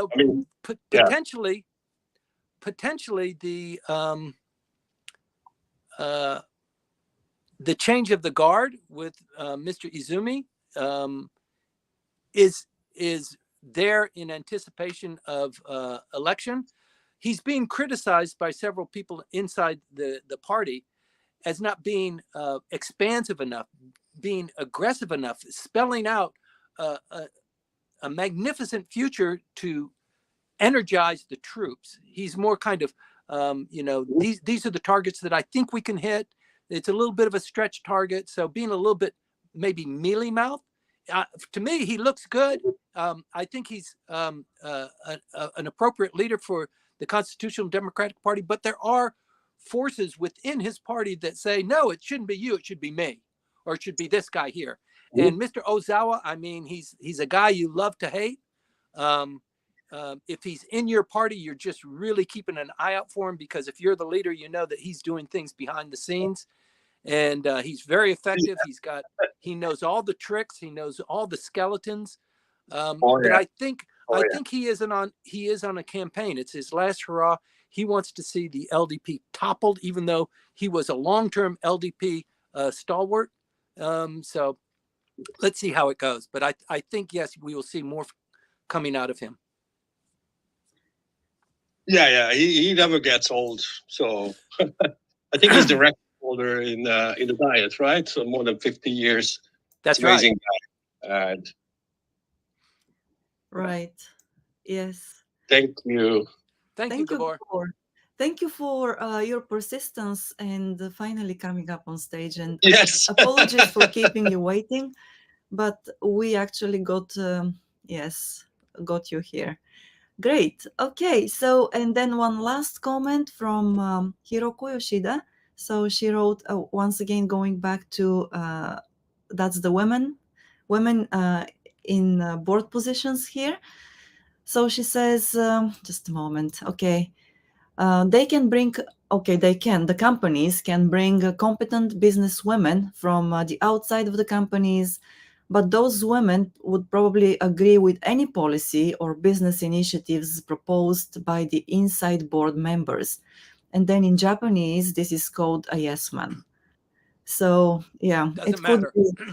Yeah, indeed. So Indeed, as Janusz mentioned, the structure of the board at the moment is problematic, but bringing more women does not mean that the structure will become better, because it's also about culture and how new board members are brought into the boards and how they are chosen, actually. So we know that even at the moment, and this practice might continue, even at the moment, actually, many yes men are brought to the boards, because that's how things work. Not all the time, of course. It's not always the case, but quite often it happens here still. And I don't want to be pessimistic. I'm sure that things will be improved with more foreign investment into Japan, with, of course, more foreign investors coming here work and also spend money in the market. Well, on that point, there is already plenty of foreign investment in Japan. There is already plenty of opportunities for non-Japanese to sit on the Right. board. But that history has also been colored by a lot of, this issue. I mean, Olympus, for example, the Right. scandal that happened there, the fellow that they hired to be on the board was not a yes man. And, his career ended pretty dramatically. Right. Yeah. And Olympus continues on in their own way. But that kind of thing is replete throughout Japanese corporations, and it's not just women; it's also foreigners. It's also independent outside board members. Yeah, going against the grain, or actually preparing yourself and providing insight and intelligence to the board on issues that they are confronting. There's the meeting that you have before the meeting, and then you have the meeting. And everything that's decided in the meeting typically happens in the meeting before the meeting that not everybody is invited to. So you've got that to confront with too. It's not unique to Japan. It's just that Japan has honed that skill very, very sharply. So Yes, indeed. Well, thank you for bringing that perspective, Timothy, once again. So great. And I think that now we can eventually let you go. You can breathe with relief. And well, thank you very much for today, and to everybody thank you. who listened to us on any of the platforms we're streaming at the moment. Thanks a lot for that. Sharing your Sunday morning with us. So we appreciate your time. Okay, just a moment. So let me just say something else as you're closing up, Maya. Yes, So go ahead. our numbers continue to improve on LinkedIn, on YouTube, on Clubhouse, on the platforms that Maya continues to promote the briefing on, and I really appreciate that, and I thank everybody for contributing to this. We really don't know how much and what the level is of your interest and your appreciation. We can tell that when people sign on, a certain percentage of them fall off pretty soon. The larger percentage of them actually stay throughout the entire briefing, including the Q&A. And that's really rewarding to us. But really to show your appreciation, if you could hit like or share, that's kind of a signal that actually we can read, and it helps us calibrate, how well we're doing. The audience continues to grow, and that's great. But show us a little bit of love by, liking or sharing, subscribing, so that we have a better feel for, what the audience really likes, what your engagement. And we do the 30-minute briefing and the Q&A specifically. I mean, the title of the briefing is Japanese Politics One-on-One. That means one-on-one, to you, to individually to you. We respond to you.